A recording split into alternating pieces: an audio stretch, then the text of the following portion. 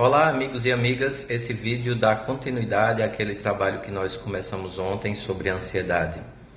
E para começar, a gente precisa entender uma distinção que existe entre a ansiedade como um fator natural e a ansiedade adoecida. Como fator natural, a ansiedade tem como finalidade nos precaver, nos preparar para determinadas situações de enfrentamento, situações que vão nos desafiar ao longo da nossa vida. Um exemplo simples é uma entrevista de emprego.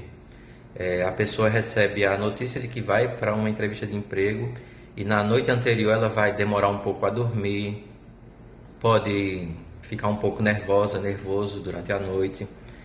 No dia da entrevista, no caminho para a entrevista, vai muito tenso, sente que está tenso, vai sentir as mãos ficarem frias, vai sentir muito que o suor está excessivo. Isso tudo pode acontecer dentro desse momento da entrevista de emprego. Se você perguntar para a pessoa por que você está assim, ela vai responder: porque eu tenho uma entrevista de emprego daqui a 10 minutos. Terminada a entrevista de emprego, a pessoa sai, fechou a porta da sala onde teve a entrevista, e a pessoa sai com a impressão de que tirou o mundo das costas. Pronto. A ansiedade natural é uma precaução para algum evento que nos desafia.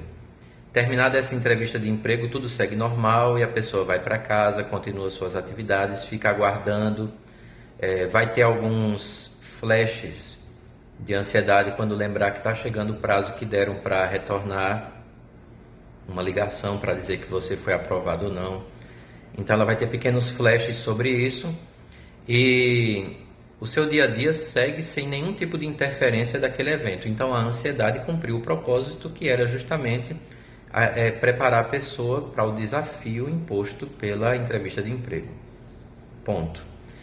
A ansiedade adoecida é quando aquela precaução se torna excessiva.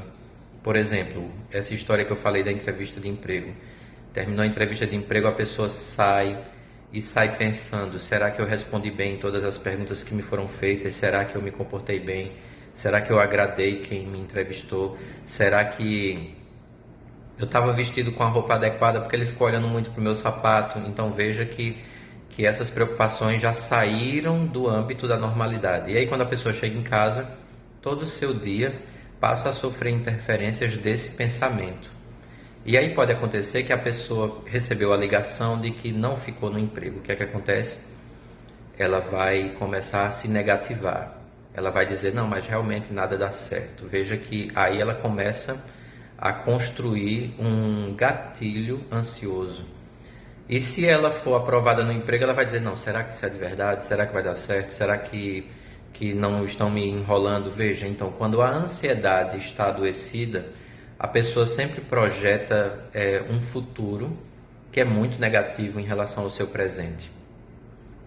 A gente costuma dizer que a depressão tem uma dimensão de excesso do passado, já a ansiedade é uma distorção do futuro, seria mais ou menos assim, uma distorção em relação às precauções de futuro.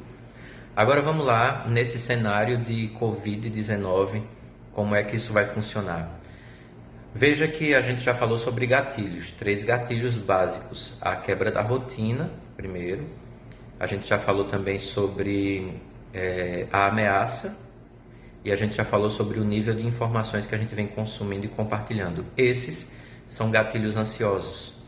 E aí o que é que vai acontecer? Essa percepção de tempo é muito importante nesse momento. Então, quando a gente está nesse isolamento necessário, em prevenção, existe uma possibilidade muito grande de pessoas que já enfrentam dificuldades com a ansiedade, com a depressão, com o pânico, sofrerem alguma, vamos dizer assim, recaída. E pessoas que nunca sofreram nem com ansiedade, nem com depressão, nem com pânico, correm também o risco de passarem por um quadro desse tipo. Por exemplo, é o estresse no trabalho, é a grande pressão no trabalho, pessoal da área de saúde, pessoal da área de segurança e outras áreas que ainda estão aí nas atividades. Então veja que são estruturas que podem nos conduzir a uma virada daquilo que é a ansiedade normal, natural, para uma ansiedade adoecida. Você que está na sua casa nesse momento, está todo mundo em casa, você deve olhar os cuidados que você já teve. Então perceba que observar os cuidados que você está tendo, que você já teve para manter todo mundo ali. Isso traz uma dimensão de segurança. Quando a gente tem uma ansiedade adoecida, a gente não consegue perceber nada que seja de segurança nesse momento. Então a pessoa começa a ter uma relação muito dolorosa com aquilo que é o futuro.